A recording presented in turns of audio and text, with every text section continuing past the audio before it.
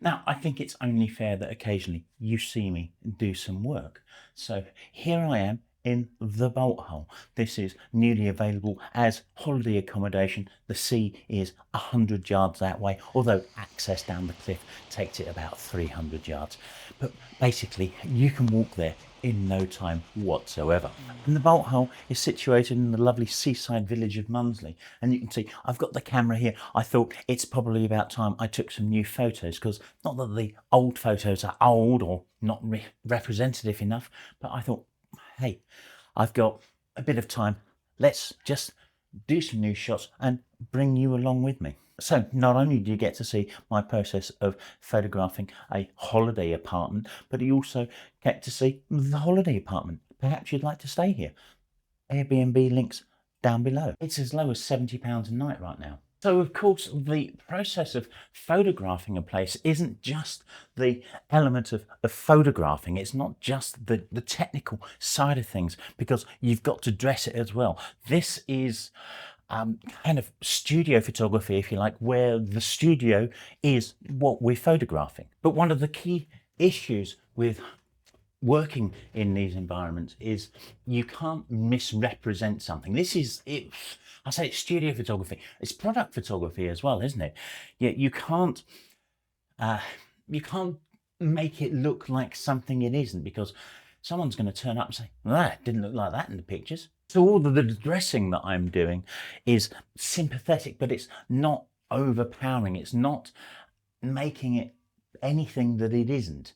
And yeah, this is a simple, low cost, but comfortable little apartment. Small, I emphasize small, but heck, there's a king size bed right here. You've got a lounge and sitting room in there with a TV, dining area or dining table and chairs, kitchen and a wet room. What more do you need? And I think it would also give me an opportunity of showing the difference between the 12mm lens that I would normally use, the zoom, which is that one, and also compare it with the 10mm 7 Artisans one that I reviewed a little while ago. You can see the review up in a corner somewhere. But there's it's a great opportunity, because of course when we're doing kind of room photography, we don't want to distort anything, and that lens doesn't distort very much, but we want to get in as much as we can to kind of make the room feel complete, if you like, or at the very least, I suppose perhaps the better way of saying that is to not make the room feel small. And really, this is where gear kind of matters. You know, you kind of want a non-distorting wide angle if you can get one. You need a tripod. You absolutely have to have a tripod. In some cases, you might have to bracket shots. So having absolute stability and precision and the right place, the same place to take bracketed shots, yeah, is important. And I've chosen to use the my kind of studio kind of job. I'm careful not dropping anything here, but yeah, this with the this Mundesley boom on it. Now, the reason I've chosen to use that is access as much as anything else, because in smaller environments like this, where you might need to poke a camera right into a corner to get that big space or that big view, then a standard tripod, which obviously gets wider and wider and wider the taller you push it, makes that very difficult. But this allows me to get this kind of height. So what's that?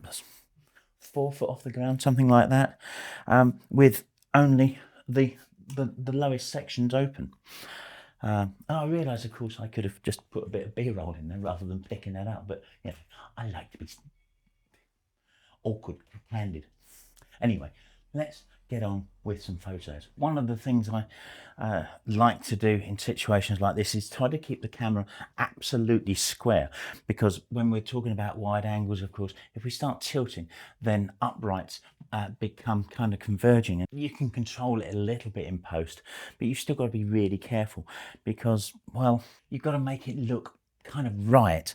A little bit of tilt perhaps, but really not very much. So ensuring that I've got the level meter up here, and I know the level meter isn't always absolutely accurate here, but I've also got my grid displayed on screen as well, so I can see what's kind of going on. And immediately, of course, yeah, from the wide angle that I've got on here, I can see the edge of the wardrobe over here, and it's just kind of creeping in. I don't want that. I want to just perhaps pull around here, and I am tilted down ever so slightly. Let's just adjust slightly that way. That's kind of not too bad. I'm comparing a little alcove part thing over there that's a shadowed straight line, and I'm looking at that along with one of my guides, and I'm saying that's okay. I think that's kind of acceptable. That works for me. So there's kind of an image to come out of that now. One of the other things that's really important here is to maintain a broad depth of field. So this is set to, I think it's f11. I haven't got my glasses on, but yeah, f11, which wide angle when we're shooting something that's relatively kind of far away in terms of right angle terms, then it is really quite deep. So I'm getting an acceptably sharp focus right the way through the image. And for comparison purposes, I've swapped out the 10mm lens for the 12-40 lens, and I haven't moved anything, so I will shoot the image again from exactly the same position.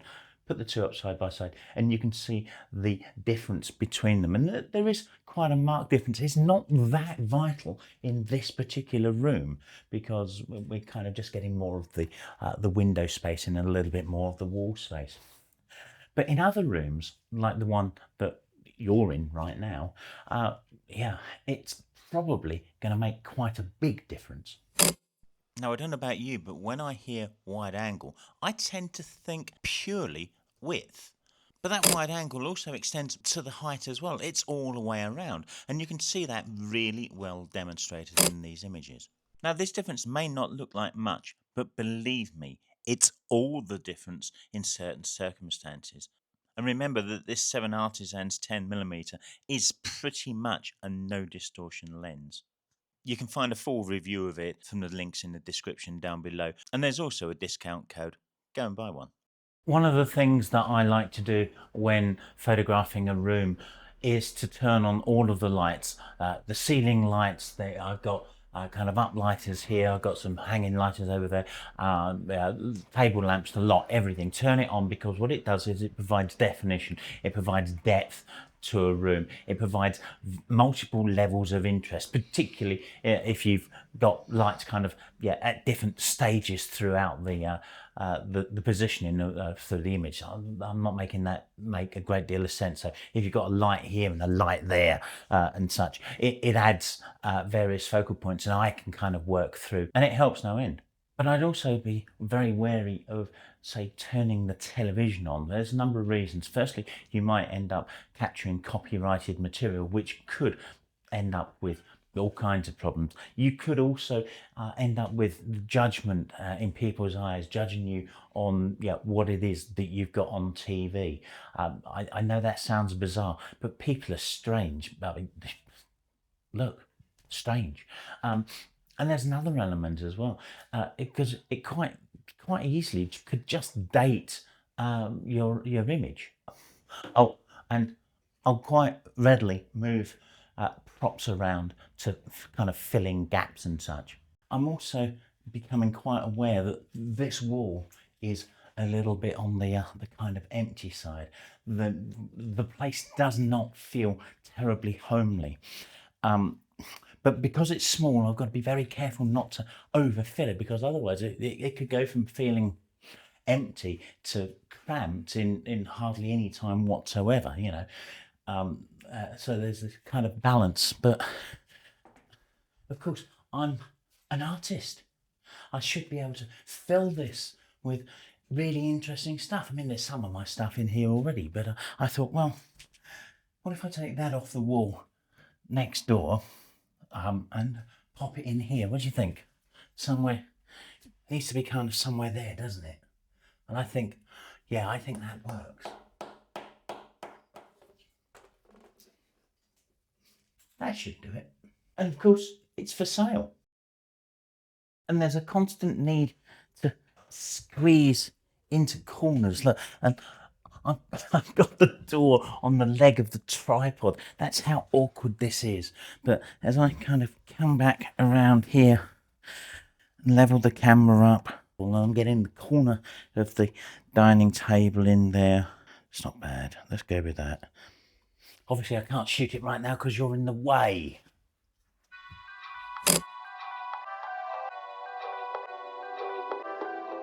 Squeezing into small spaces is part and parcel of this kind of job, which is why having that kind of tripod is absolutely vital for me, because it's got such a small footprint, yet the positionability of it is wonderful. I also like to be able to create an image that has doors open so you can see from one space to another. It gives the impression of flow through the building, and it opens up spaces as well. Do you remember Spike?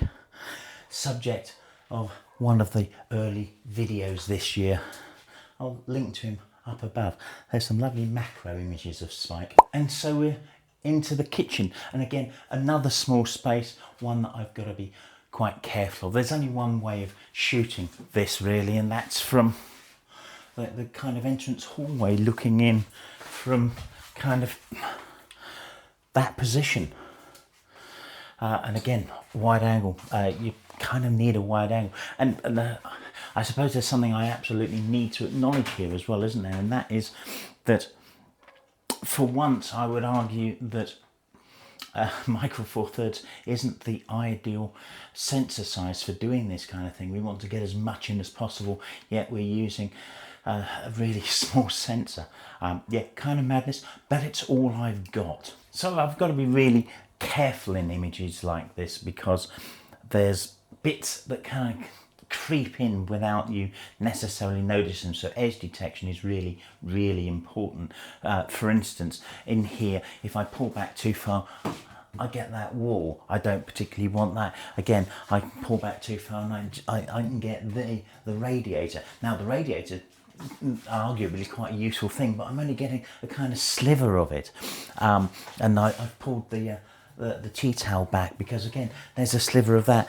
There's this cabinet down here that kind of also creeps in, so I've got to be careful not to get that. But by the same token, I want Spike on the windowsill here, and it's quite important to show the microwave. Yeah, less so important to show a kind of a slow cooker, but you know, there's a slow cooker. Do I choose to put that on a worktop but then crowd the worktop? You've got to be careful about what you put in these images, and a lot of it is really just about keeping things out, isn't it?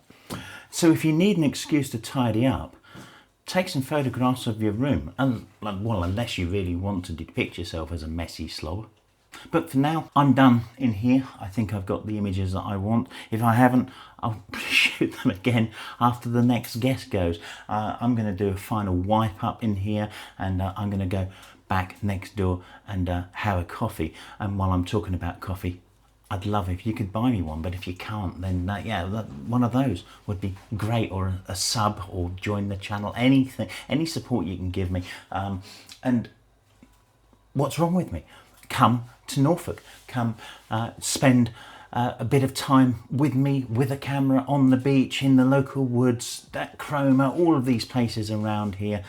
Bolt holes available, generally 2-night stays only, but you know, if we've got gaps of a night, then we can do a night as well.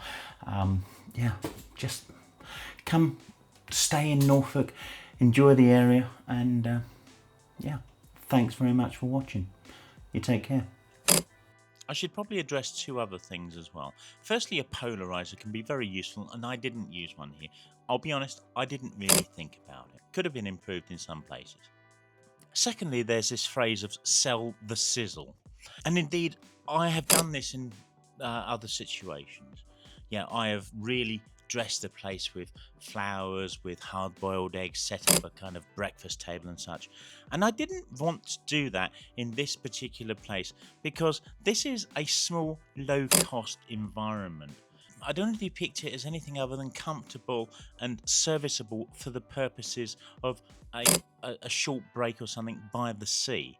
And this is an important point. There's not a great deal of space in here, and to make those kind of situations work, I think you need particular angles. You need to kind of, yeah, they're additional shots is what I'm kind of saying, and perhaps I should do that for another video.